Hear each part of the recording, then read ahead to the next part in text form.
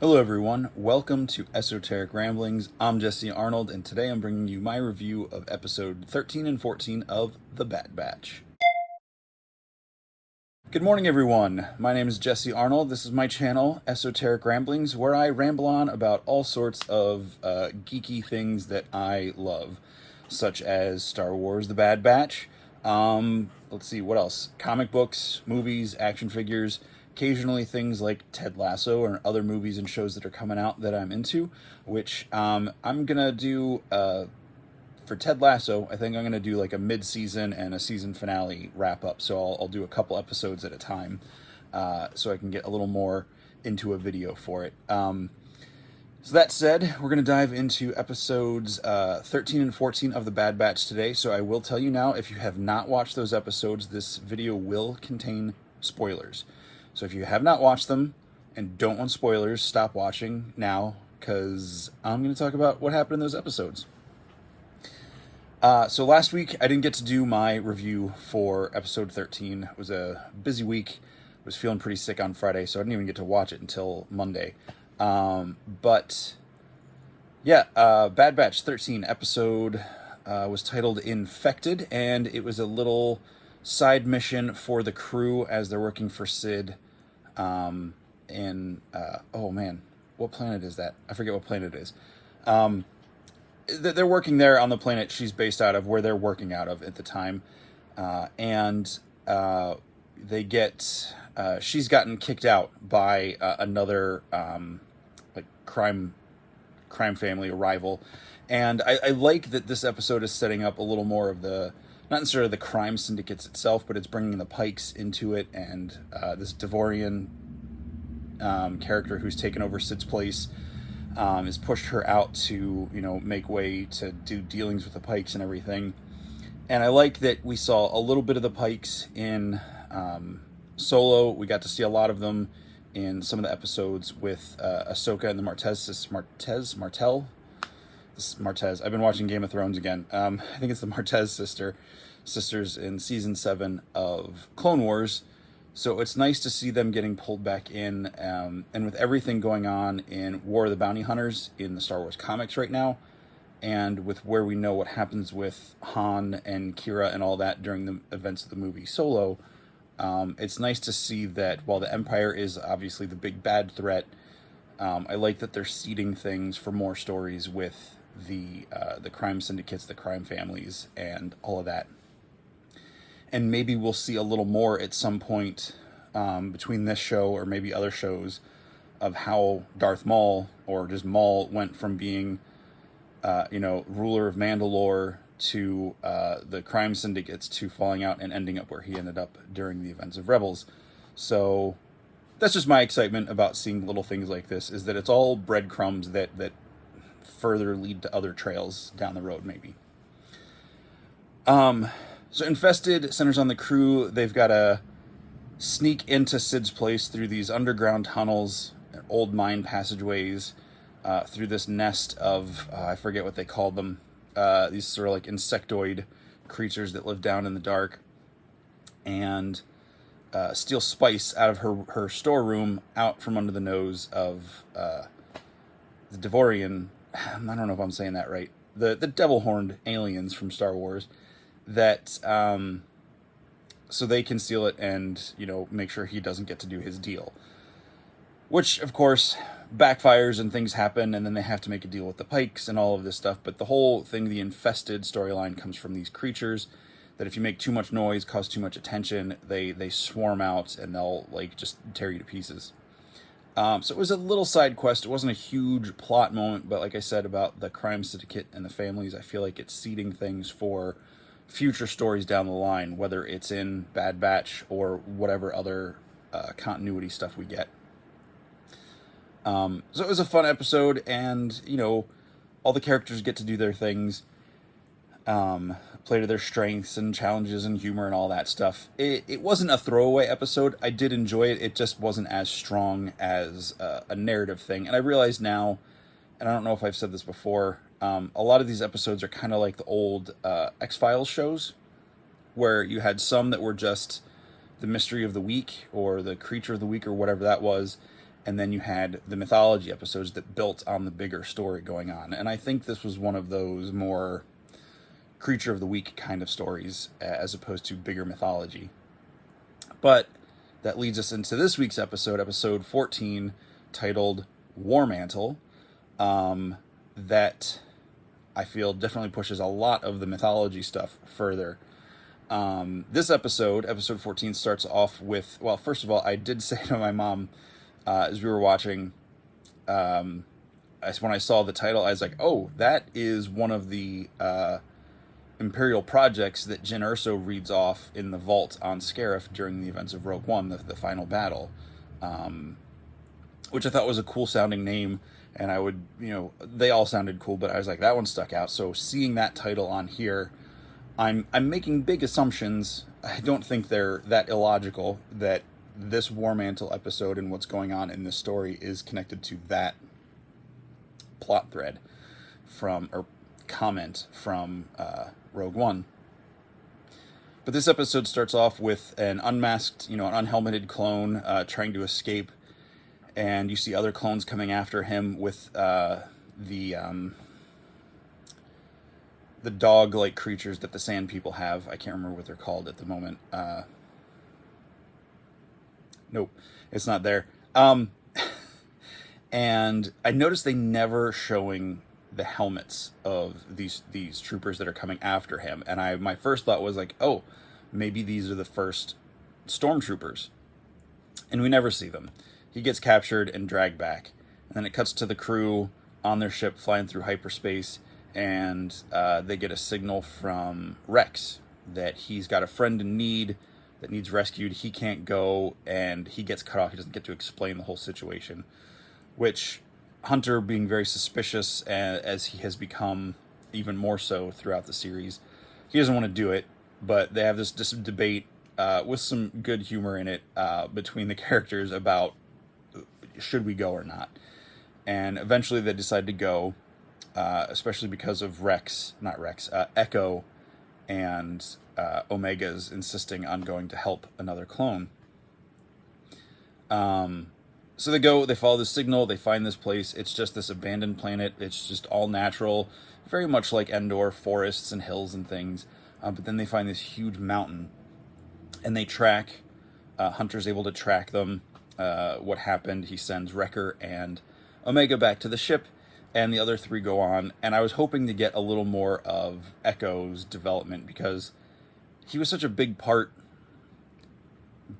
of the clone characters in the Clone Wars, and he's pretty much just the kind of sour guy right now. Like, he doesn't seem that, like, he just goes along to go along with everything. He'll object to things or say interject here and there, but he hasn't had a lot of character development. And I understand we're trying to develop these other characters a little bit more because we had more time with Echo, but I feel like he's just been kind of on the sidelines through this whole thing. Even though the story where we meet the Bad Batch is him deciding he belongs with these guys, he's pretty much I feel like Tech could easily do half of the things Echo does as far as like skills. So I want to see more of his personality and his reason for being with this crew come together. And maybe because of the events of this episode, we'll see that happen. We'll find out. I'll get to that. So Wrecker and Omega go back to the ship. Hunter, Echo, and Tech go to infiltrate this mountain. They discover it is a huge military base. And as they sneak in, they're able to discover that there are clone commandos. So that slit visor looking, commando, like Republic commando armor, marching around with other troopers, which we don't really see their helmets yet. But they definitely look different than the clone armors from the distance we're at. And when we get to them, they're not the full-on classic original trilogy Stormtrooper helmets. They're somewhere between those designs and some of the original Ralph McQuarrie designs for the Stormtroopers and stuff. So it was really cool to see the mix of those things, which I know Dave Filoni and the crew on Clone Wars and especially Rebels really inserted a lot of that Ralph McQuarrie stuff back into Star Wars, which I absolutely love seeing that stuff find a place to actually exist beyond portfolios and art books, which are great, but it's cool to see them actually getting put into use in the universe. And through the episode, they find the other trooper, they break him out, and we realize it's Gregor, which was really exciting to see Gregor because of his minor role in Clone Wars, and then when we see him in Rebels later on, it was nice to see him get pulled back into the mix. Long story short, they're able to break him out. He explains that this is not a clones installation, that the Empire's moving away from clones, and that these troopers aren't your CCs. They're not the clone commandos, the clone troops. This is the first time I think we get the designations of TK. They say that there's, I think, over 1,000 TK troops at this installation. And the clones are learning that now their old clone skills, the Bad Batch crew, that their clone information is no longer working within this Imperial installation. They trigger an alarm instead of disabling or whatever that tech is trying to do, or Echo, whoever it was. See, I don't even know which one did what. That's probably just lack of paying attention, not how interchangeable the characters are. So there's a whole, firefight breaks out to escape, to get away, and Omega and Wrecker come with the shuttle because the guys are going to escape through like an exhaust port that's on the side of the mountain.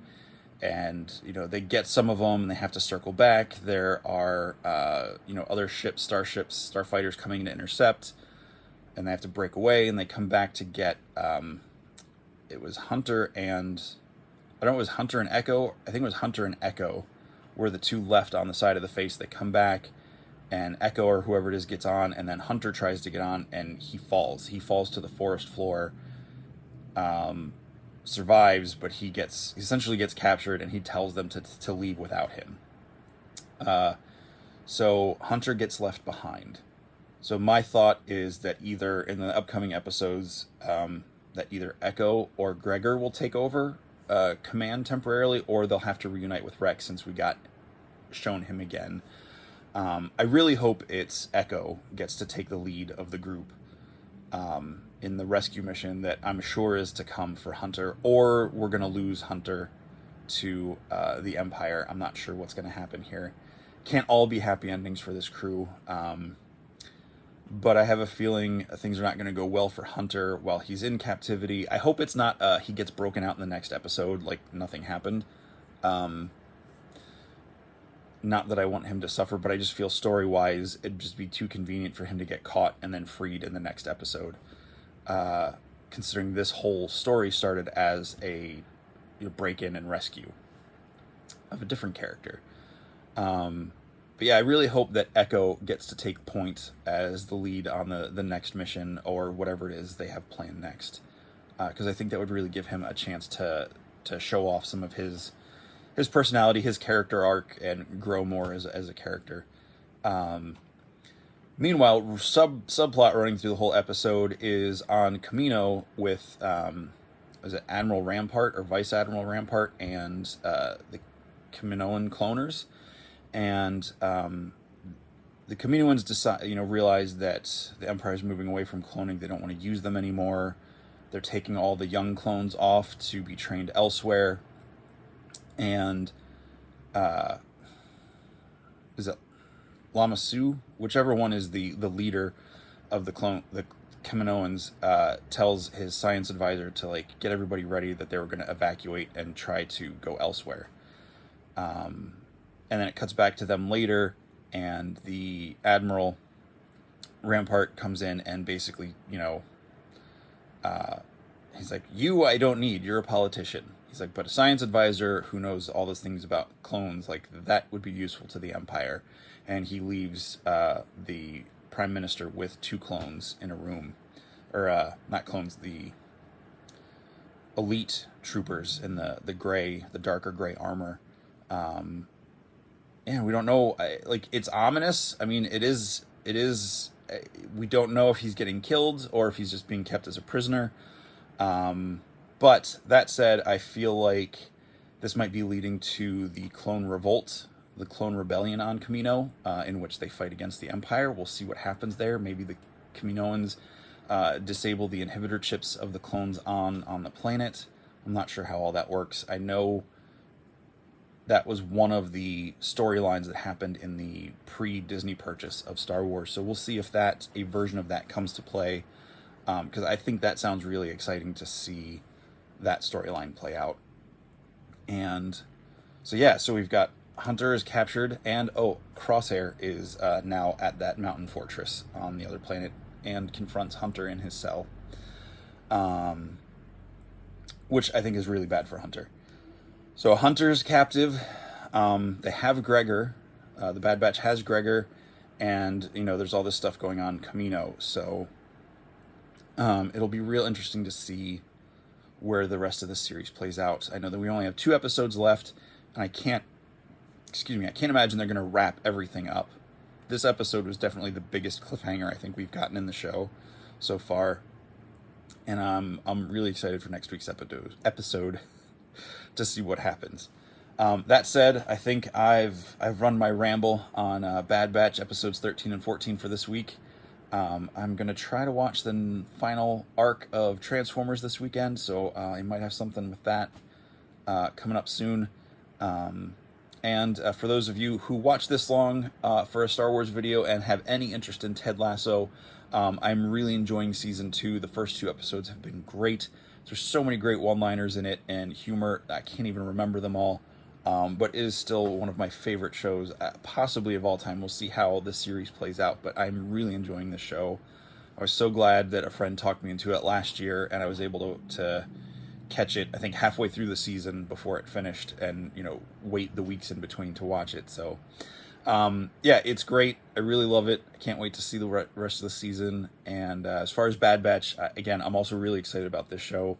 So much potential to grow in this Empire era, which until now we have not seen a lot of in any sort of media beyond books and comics. So seeing it in animated form, and of course with Solo and Rogue One in the movies, and possibly with the Kenobi series taking place during the era of the Empire, is going to be really cool. So that's all I have for you today. Thanks for watching. I'll catch you next time. Monday Madness is this week. I forget what's up. I don't know if it's a movie review or a toy haul, since I did both this past week.